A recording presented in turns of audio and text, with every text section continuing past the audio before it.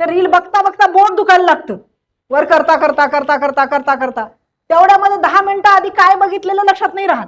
आणि मग ते इथं त्याला म्हणतात केमिकल लोचा, सगळा केमिकल लोचा होता. याचा ऐकावा का त्याचा ऐकावा का त्याचा ऐकावा का त्याचा ऐकावं काहीच कळत नाही. हे का होतं?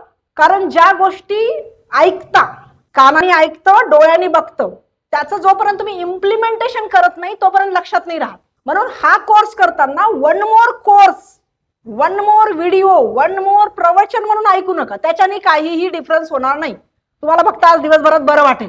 आपल्याला नुसतं बरं वाटत नाही, बरं वाटून काहीही होत नाही. सो हे जे सगळं करतोय आपण, याच्या मागे इमिजिएटली तुमचे असे तारे कनेक्ट झाले पाहिजे. याला मी लाईफ मध्ये कुठे लावू?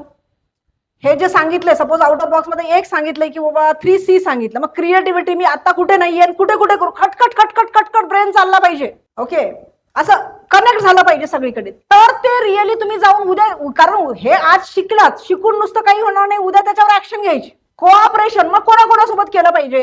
मी म्हटलं टॅलेंट हंटिंग करा. आजूबाजूला असे लोक दिसले पाहिजे, अरे याला घ्यायचं का, त्याला घ्यायचं का, त्याच्यासोबत व्यवहार करायचा का, त्याच्यासोबत बिझनेस करायचा का, हे करू का, ते करू का, ते करू का, ते करू का. सो हे चाललं पाहिजे.